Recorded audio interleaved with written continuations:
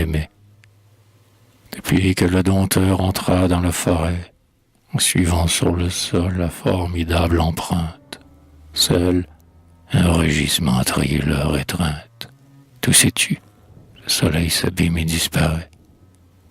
À travers le hallier, la ronce et le guéret, le pâtre épouvanté qui s'enfuit vers Tirynthe se tourne et voit d'un œil élargi par la crainte surgir au bord des bois le grand fauve en arrêt. Il s'écrie, il a vu la terreur d'un aimé qui sur le ciel sanglant ouvre sa gueule armée et la crinière éparse et les sinistres crocs. Car l'ombre grandissante avec le crépuscule fait, sous l'horrible peau qui flotte autour d'Hercule, mêlant l'homme à la bête, un monstrueux héros.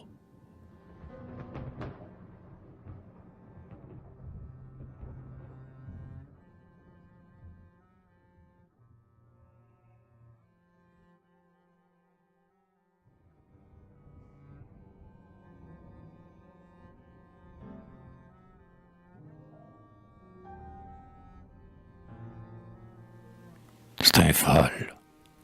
Et partout devant lui, par milliers, les oiseaux, de la berge fangeuse où le héros dévale, s'envolaient, ainsi qu'une brusque rafale, sur le lugubre lac dont clopotaient les eaux.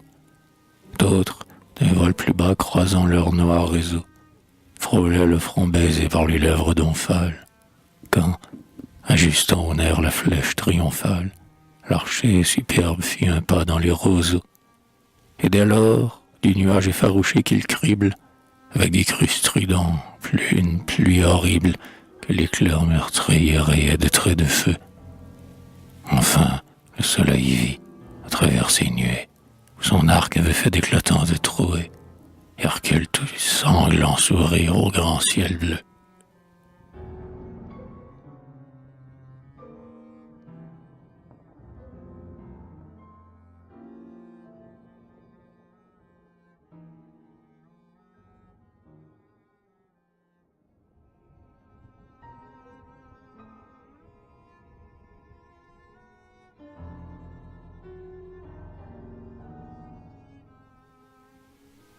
Narcisse.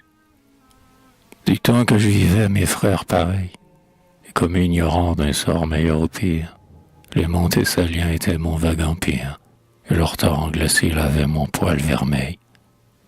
Tel j'ai grandi, beau, libre, heureux, sous le soleil, seul, éparse dans l'air que ma narine aspire, la chaleureuse odeur des cavales d'épire inquiétait parfois ma course ou mon sommeil.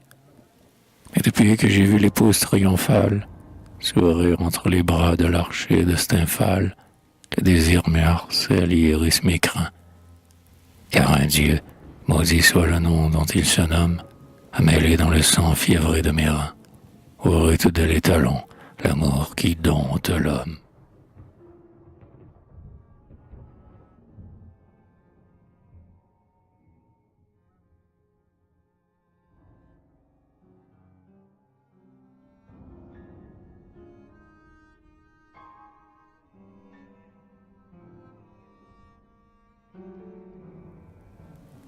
La Centauresse. Jadis, à travers bois, rocs, torrents et vallons, errait le fier troupeau des centaures sans nombre. Sous leurs flancs, le soleil se jouait avec l'ombre. Ils mêlaient leurs crins noirs parmi nos cheveux blonds. Et effleurée en vain l'herbe, nous la foulons, seuls, l'entrée désert que la broussaille encombre. Et parfois je me prends, dans la nuit chaude et sombre, à frémir à l'appel lointain des étalons. Car la race de jour en jour diminuée, des fils prodigieux qu'engendra la nuée, nous délaisse et poursuit la femme éperdument. C'est que leur amour même au brut nous ravale, le cri qu'ils nous arrachent est un hennissement, et leur désir en nous n'étreint que la cavale.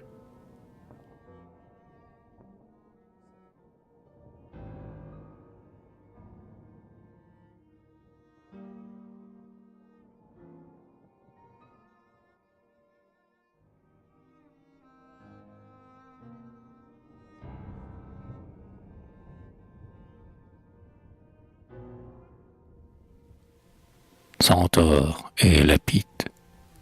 Le foule nuptiale au festin s'est ruée, centaures et guerriers ivres, hardis et beaux, et la chair héroïque, au reflet des flambeaux, se mêle au poil ardent des fils de la nuée.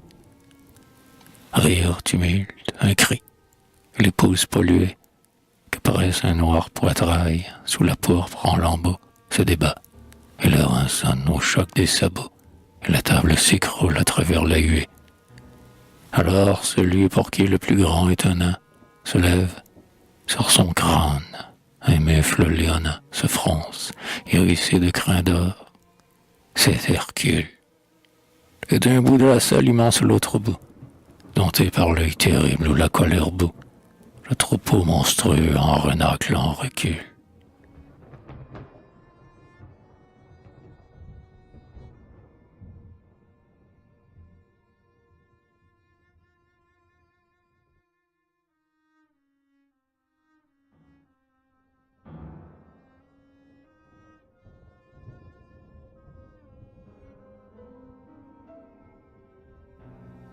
Fuite de centaures. Il fuit, ivre de meurtre et de rébellion, vers le mont escarpé qui garde leur retraite.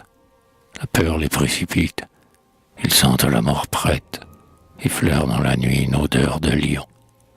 Ils franchissent, foulant l'hydre et le stélion, ravins, torrents, alliés, sans que rien les arrête. Et déjà, sur le ciel, se dresse au loin la crête de l'Ossa, de l'Olympe et du noir Pélion.